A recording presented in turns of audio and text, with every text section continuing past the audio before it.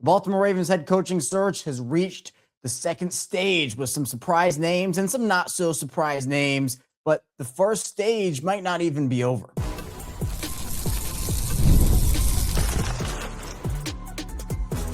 You are Locked On Ravens, your daily Baltimore Ravens podcast. Part of the Locked On Podcast Network, your team every day. You are Locked On Ravens. Welcome into the show. I'm your host, Kevin Oestreicher of Ravens Wire, here with you on the Locked On Podcast Network, your team every day. And now the #1 sports podcast network. Appreciate everybody for being here, making Locked On Ravens a part of your day. And thank you to all the everydayers, the first-time listeners. If you're somewhere in the middle, thank you as well. We have 5 days a week plus more of daily Ravens coverage. And we have a jam-packed show today. This head coach thing, the process is moving and grooving for this Baltimore Ravens team. They're on the second stage, or at least the next stage. We got some second interviews that were reported over the course of yesterday and deep into the night yesterday. So I might be breaking some news here if you haven't heard. Also, the head coach candidates are beginning to dwindle, as there was actually 2 openings were filled yesterday, one in the afternoon, then one late at night, which the Ravens showed interest in. So we'll talk about that in the second part of the show, some of these options dwindling. And finally, the competition continues with another opening in Buffalo, which is crazy. We'll kind of talk about the implications of all of that as well. It's a lot right now. Like there are so many moving parts to this entire situation, but we do now know, because we were all wondering, all right, when are the second round of interviews going to start? Are we going to get any inklings or ideas of who those names are going to be? And we got a couple of them over the course of Monday. So first, this was reported earlier in the day. The Ravens, they're bringing in Dolphins defensive coordinator Anthony Weaver for a second interview on Tuesday for the vacant head coach opening. Tuesday meaning today.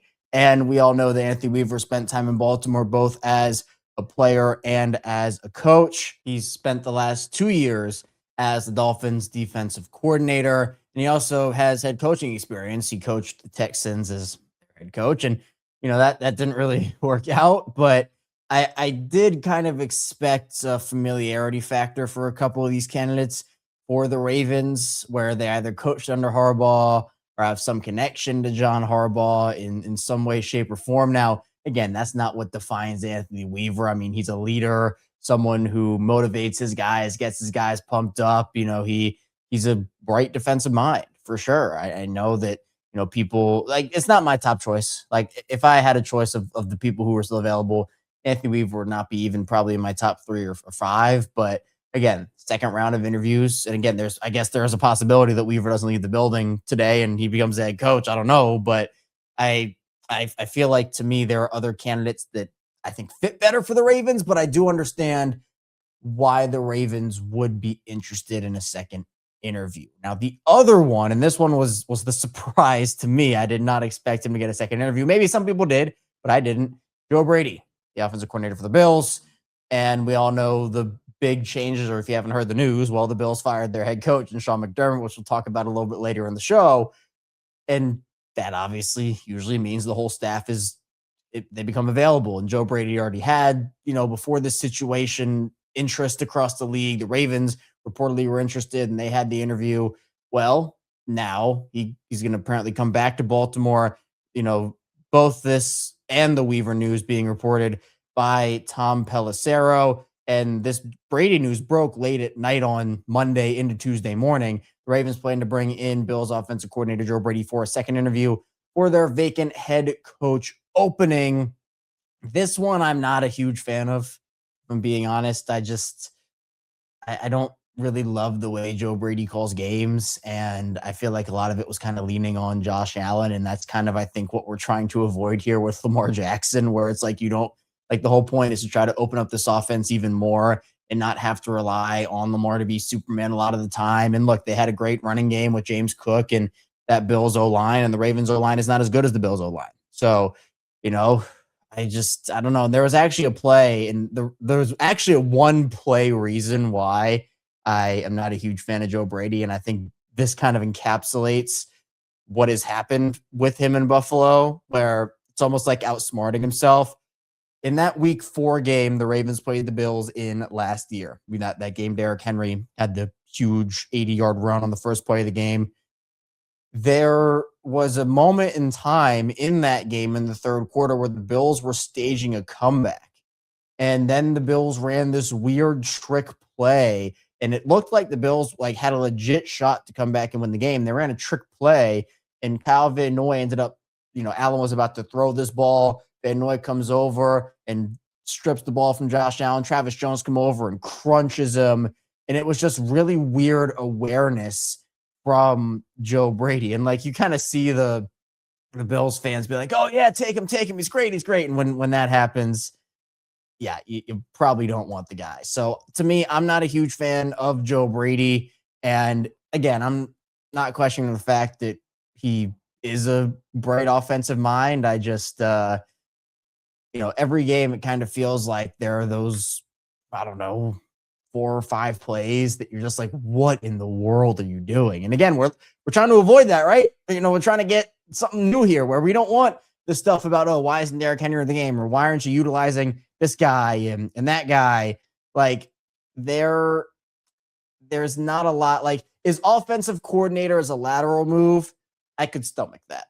I could stomach it. It's the same thing with Kingsbury and some of these other guys. If it's a coordinator, then fine, I'll take it. But that would probably eliminate Clint Kubiak coming if Brady's the O coordinator calling plays, because Clint Kubiak should call the plays if he's the head coach. Now, it's interesting because, look, the Bills, obviously, their offense has been very good by the numbers. A lot of that has to do with Josh Allen and obviously Joe Brady. It's worked, where they were the second best rushing offense in the league this year, the 8th best passing offense in the league this year. They were the 4th best points offense in the league. You can go back in all the years, 2024, 11th in rushing, 5th in passing under Brady. 2023, 4th in passing, 8th in rushing. The numbers are very good for Joe Brady, but sometimes it's just based off of feel. And I don't know, that just doesn't feel right to me. I'd rather have Weaver personally over Brady. I'd honestly rather have a lot of candidates personally over Brady. And if you want to go back to Weaver for a second, Weaver's defenses in Miami, it was only a couple years, and look, this year wasn't great. We can all admit that in Miami. It was just a bad year in general for Miami, right? The team was injury prone. Tua didn't take another step. There were just a lot of things wrong with the Dolphins. Then they go and they trade away Jalen Phillips and some of those pieces. So this year, yeah, the stats weren't great for the defense. They were 25th in pass defense and 28th in rush defense. But 2024 is interesting because, look, Weaver put together the unit in his first year in Miami. He had the 7th best pass defense and the 12th best rush defense. And that year on the defensive side of the ball, Zach Sealer was their leading sack guy, but then it was Chop Robinson, Calais Campbell, Emmanuel Ogbah. They were working, and Jalen Phillips only played in 4 games that year.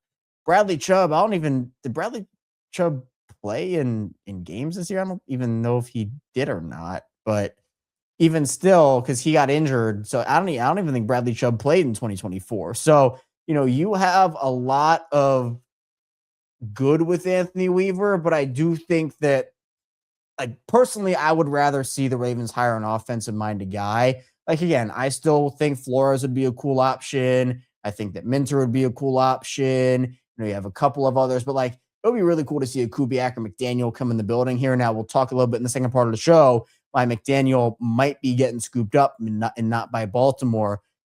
We'll talk about it. It's not a guarantee, but I just feel like I'd be okay. I'd be yeah, okay. If Weaver was the hire. With Brady, I'd be okay, this did not go according to plan. But at this point, I'm expecting still, because the Ravens are slow playing this, at least, and watch, I say that, and they're going to hire Weaver today. But that is the correct decision. Where, again, it doesn't hurt to bring these guys in the building for a second interview. And maybe it's okay. Weaver's going to be the coach and Brady's going to be the O coordinator. And I'd feel kind of meh about that personally, but I don't know. I feel like as this process continues to unfold, because again, like you cannot interview candidates who are currently in the AFC or NFC championship games. And that rules out like 5 candidates for interviews this week. I think during the Super Bowl week, that bye before the Super Bowl, you can go and, you can interview guys during that week. But Kubiak's in there, and Vance Joseph, and Davis Webb, and Nate Scheelhaus, and Chris Shula. So I feel like these are the interviews like, okay, we can interview you now. And then there are going to be some other guys that probably come down the pipeline, and those will be the guys that are currently in the AFC and NFC championship games. But the Ravens still, like, they're going through their interviews. They interviewed Anthony Campanile on Monday, or they requested to interview him. So that was an interesting one where he has received some interest. And for those that don't know, Campanile is the Jaguars defensive coordinator. So, that's an interesting one, because I feel like with Baltimore, they're leaving no stone unturned. Again, this is what it should be. This is exactly what it should be, where you are going through every single option on the board, every single option. And again, like, it's not that every single one is actually being interviewed, because, well, you're not interviewing everybody. Like, they didn't interview Jeff Hafley. Jeff Hafley just got the Miami job. But at the end of the day, Baltimore still has, they have a ways to go here. I'm not expecting a hire today or tomorrow or the next day. They're going to take their time. That's how it should be. But these first couple of interviews, I know I've seen it on social media. It's not inspiring a lot of confidence in the fan base. I personally would be fine, but not thrilled with Weaver. I would be pretty upset if it was Joe Brady. So coming up in the second part of the show, we'll talk about the Ravens head coaching options dwindling, what they should do about the situation, and should we be panicked about it? So stay tuned. Plenty coming up on Locked On Ravens.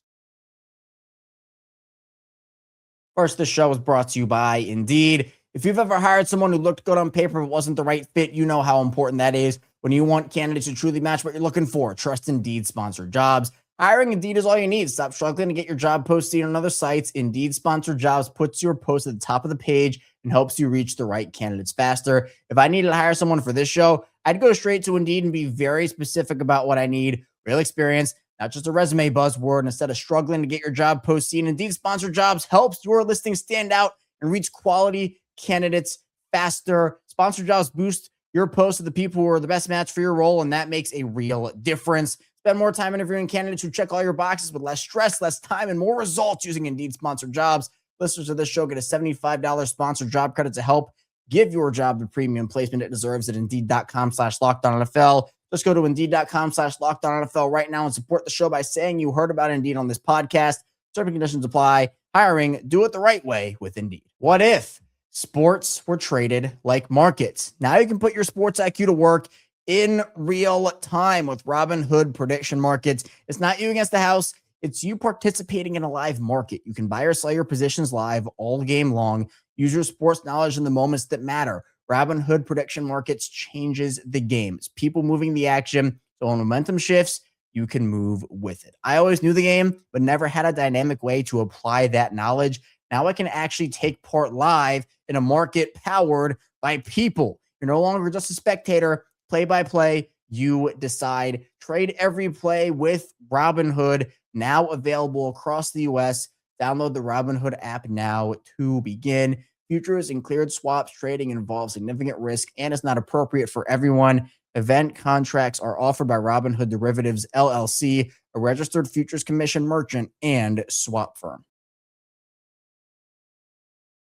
Moving along, Locked On Ravens, Kevin Oestreicher still here with you on this Tuesday edition of the show. Thanks so much for being here, making Locked On Ravens a part of your day and your first listen each and every single day. We're here for you 5 days a week with that daily Ravens coverage. And of course, we have bonus episodes on the weekend as well. So the regular shows Monday through Friday, 6 a.m. Eastern time, but we have those bonus episodes on the weekend when there are headlines. But also we have instant reactions during games during the year and also after big pieces of breaking news. Might do one with John Harbaugh speaking to the media today, but only if he goes into like great detail about what happened in Baltimore. I'm not sure he will do that. If he doesn't, we'll talk about it on tomorrow's show, but maybe an instant reaction today, maybe not. We will see. But other than that, we also have the watch-alongs during games during the year. We have the squad show twice a week, Mondays and Wednesdays, with myself, Sam Njoku, and former Ravens receiver Kadri Ismail. Had a great one yesterday. And also the Everydayer Club. If you want some extra add-on content, be sure you go to the link in the description below, or you can check it out on the Locked On website and on the Locked On Ravens page. You get exclusive access to one-on-one text conversations with me, weekly Q&As, ad-free episodes, access to a Discord server. There's so much in there as well. Let's talk a little bit more about the coaching options dwindling again. Some news that happened overnight. Robert Saleh, Ravens head coaching candidate, is no longer a Ravens head coaching candidate, as all signs are pointing to him finalizing a deal to become the Tennessee Titans' next head coach. This coming from multiple different reports. Saleh was an interesting candidate to me. Like, I thought it, like, the leadership qualities that Saleh has, I think would have been really helpful for this team. I think Weaver can bring a lot of that as well. But, you know, what he was doing in San Francisco with the injuries that they had on defense. Again, I know it didn't end well with them against Seattle last weekend. I totally understand that.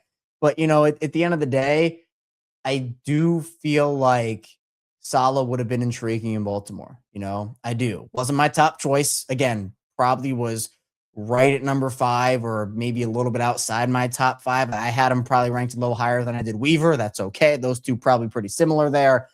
But it does mean that, you know, the openings are beginning to dry up a little bit, as there were 2 filled yesterday, as I mentioned, but also some of these candidates. But again, the Ravens are at the advantage there because not all the Ravens candidates are going to get head coaching opportunities. And there are still plenty of guys on the board that I think can be really, really solid options. And just to go a little bit more into detail on Anthony Campanile, who, again, Adam Schefter reported that he interviewed on Monday for the Ravens head coaching job, Jaguars defensive coordinator.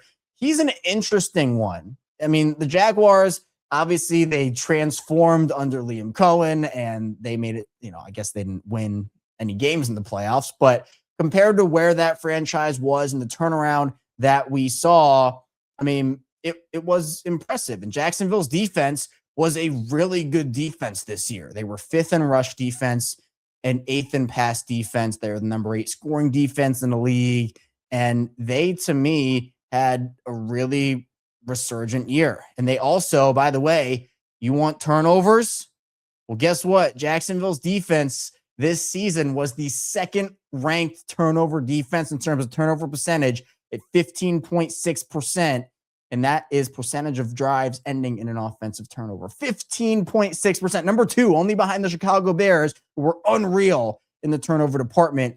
That is what the Ravens are looking for. He's a young candidate. He's someone that I think can, I mean, he'd be interesting to me. Like, I'm starting to come around a little bit. He's 43 years old, and he does have a plethora of experience both in college and at the NFL level. That's actually intriguing. Like, I would not mind if Campanile came in for a second interview, because I think that he's one of those guys that kind of is a little bit of both. Now, he only has 1 play calling year of experience, but again, that's better than just not having anything. Like, for example, as Zach Gore did. And I know we're not talking about Zach Gore for head coach, but I really like the idea of Campanile. You know, he's a guy that's shooting up my rankings for sure. But going back to Saleh for a little bit, not necessarily to dwell on him not coming to Baltimore, but there are a couple of implications of him going to Tennessee, some that might not even be realized, but I think it's important to talk about. You know, the fact that there has been a connection throughout this entire process, and we talked about it here on this show, of wherever Saleh goes, potentially Mike McDaniel following him to his destination.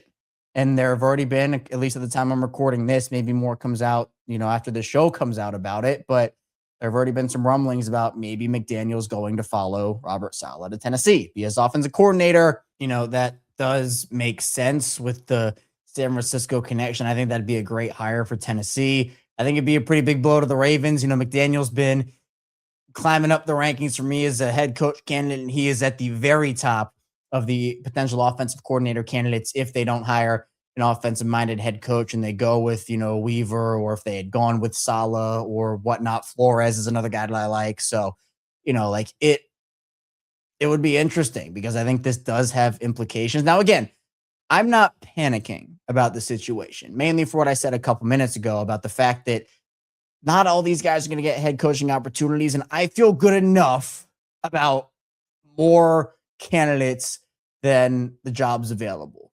I think that even if every hire was worst case scenario for the Ravens would still come out all right. Now, obviously the goal is to come out really good, right? Like I think Kubiak would be best case scenario for me at this point. Flores is another guy I'd feel confident in. Campanile, someone who intrigues me now. McDaniel, obviously, I'm higher on McDaniel than some as a head coach. I know some people don't want McDaniel as a head coach, more as an offensive coordinator, but feels like he's going to be an offensive coordinator. So, you kind of throw that to the wayside. But there are multiple different combinations that I would feel really good about. Like, even if you want to bring in like the Shula and Shieldhouse combo, and you bring in Shula as the head coach from the Rams, and then Shieldhouse comes in from the pass game coordinator. He's the O coordinator calling plays. And, there's some risk involved in that, but I feel okay with that. I feel a little on edge because of the Zach Ward situation, but it is what it is there. Same thing with maybe Vance Joseph and Davis Webb. Like Vance, and I have amended. I said this on the squad show because I said that for Saleh I was in, but Joseph I was out.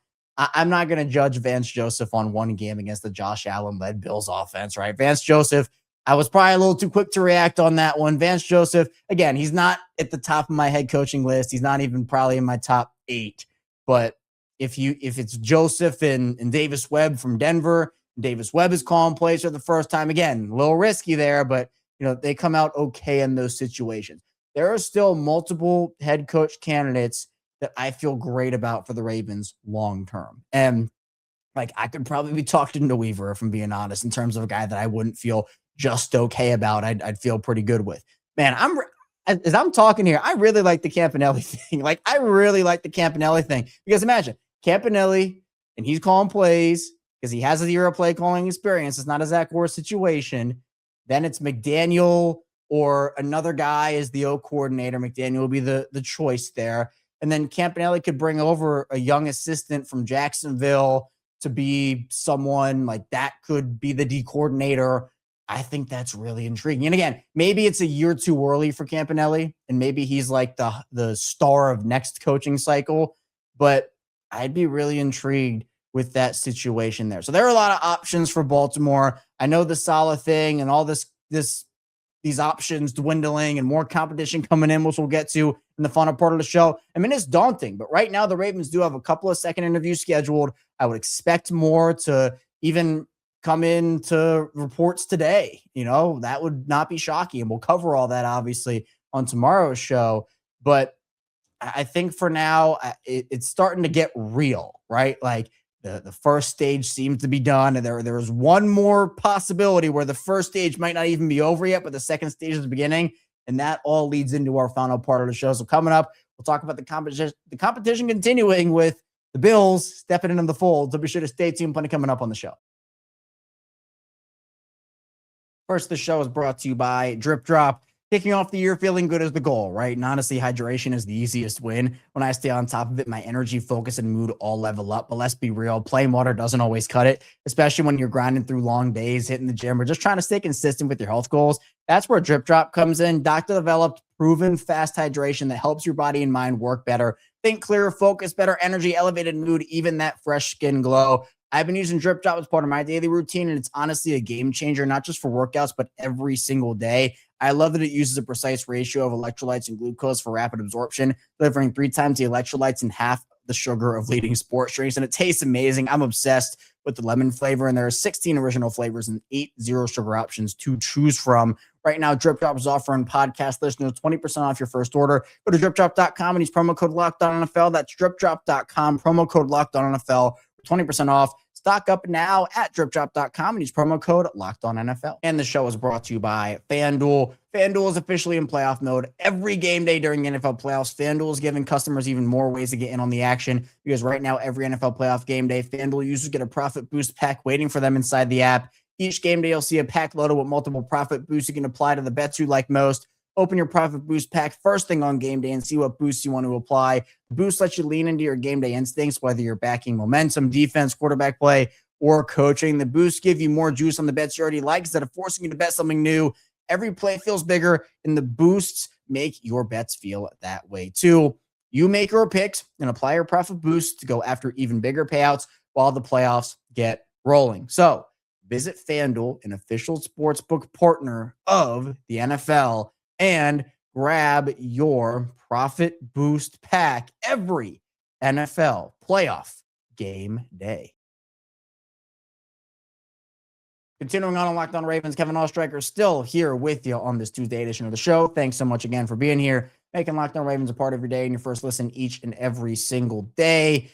We have 5 days a week plus more daily Ravens coverage and content. And if you have a friend or a family member who's a Ravens fan or wants the Ravens perspective on something, wants some daily Ravens coverage, be sure to send them our way here on Locked On Ravens and have them join our amazing community here, just like you are a part of, and I really appreciate that because we have amazing communities, video form, audio form, social media. You can follow me over on social media, by the way, Chaos34, Twitter, Instagram, TikTok, the whole 9 yards. Also doing the Facebook thing, so follow me over on Facebook at Kevin Oestreicher. But Ravens, more competition. The Bills, they fired Sean McDermott on Monday, a decision that kind of shocked me, but didn't at the same time. What shocked me is Brandon Beane got a promotion, and Brandon Beane, I do not think is a good NFL general manager. He'll be now overseeing more things. I don't like that for Buffalo. Now, I think that's good news for Baltimore because I think the Bills made a mistake, but the Bills are now going to be competition for the Ravens. And, you know, early reports have signaled maybe Brian Daboll's going to be their guy, which, okay, it's fine with me. I don't want Brian Daboll as the Ravens head coach, but it's added competition. Like, what if the Bills want a guy like Kubiak or, you know, I don't know. I feel like they're going to go offensive head coach because, you know, McDermott was a defensive guy. So I feel like they're going to try to maximize Josh Allen, which is what I think the Ravens should be doing with Lamar Jackson. I don't mind a defensive coach for this team because, again, I think it's really, there's a lot more emphasis for me. Like, the head coach is obviously important, but it's going to be about the staff that this guy can put together, this coach can put together, right? That to me is the big thing. What staff can this coach put together? That's going to be the big thing. And, you know, for Buffalo, I just, you know, if it's Daboll, I don't trust that. But again, that's not an option for Baltimore. You know, the thing with the Ravens, though, is do they even look at Sean McDermott? You know, do they have him in for an interview? Do they interview him at all? You know, that's going to be a really interesting topic to me because, you know, the Ravens are already like moving on to their second step of their process. But like I said at the beginning, like, is the first step even over because now McDermott is here? And is that someone that they're going to consider? You know, I'd be okay with McDermott. But again, I just feel like that's kind of staying the same where, you know, a lot of the reasons that McDermott was fired were the reasons John Harbaugh was fired. And it's not like that cut and dry, but at the same time, it's like, feels like the Ravens would almost be kind of making a lateral move where it's not like McDermott's a bad coach. I just don't think that's what Baltimore needs right now. I really don't. So I'd be okay with McDermott, but it wouldn't excite me the way a Kubiak would, or a McDaniel would, or a Campanile at this. But Campanelli's my guy now. I'm stamping that. I'm stamping Campanile as my guy now. I'm telling you, I really like that. And, you know, I'm only on the preliminary stuff. Like, I obviously did research before I got on the show here, but that's just from like the surface level. Like, all right, hey, who is this guy? What is his defense like? What is he doing? That to me is super, super intriguing. And, you know, just, I guess, going down the Campanile rabbit hole real quick, because now I'm interested in terms of what they did from a blitz perspective. If I can even find that real quick, I think like, how aggressive were his defenses? So pressure percentage, Jaguars actually were kind of like middle of the pack there. Now, blitz percentage, they were also middle of the pack. So they ranked right around the same as Baltimore. Now, their hurry percentage was top 10 in the league at 9.3%. So they were getting that pressure on the quarterback without blitzing as much. And they were towards the bottom-ish of the league in missed tackles, 92. Baltimore's at 98, so not that much of a difference. But, you know, I don't need like this super aggressive defensive play caller is, you know, and this is just from a play calling perspective. Like, I think more aggression would be good from what we've seen from this Ravens team over the last couple of years, but it's strategic stuff, right? You know, I don't need a Don Martindale to be that mindset to be in Baltimore. I think it's fine if you're a middle of the pack blitz team, as long as you have the talent to get pressure without blitzing. And the Ravens right now don't have that. So we'll kind of have to see where, they don't have a Josh Allen on the defensive side of the ball, or, like Eric Armstead or any of those guys. So we're going to have to see how that works. But again, McDermott, I feel like the Bills thing is more about who the Bills are going to hire, not so much about, is Sean McDermott now an option for Baltimore? He could be, but I'd be a little surprised and a little shocked. I think McDermott at this point is more so a big name that, John Harbaugh's a big name, and Harbaugh's a bigger name than McDermott is, but I don't think that'd be doing a lot for the Ravens at this point. So we'll continue to see how this all unfolds. Again, I'm sure it's going to be dragged out. Now that I said that, they're going to hire Weaver today, but regardless of how it plays out, we'll have all the updates for you on Locked On Ravens. This is all I have for you here today on Locked On Ravens. Thank you so much for tuning in. On the way out, be sure to like and subscribe button in video form, and follow along and subscribe in audio form for 5 days a week, plus more of daily Ravens coverage. Again, maybe an instant reaction show this afternoon if John Harbaugh says some stuff about the Ravens and he does a deep dive on what happened. But if not, we'll talk about that and more on tomorrow's show. So be sure to stay tuned, and I'll see you right back here soon on Locked On Ravens.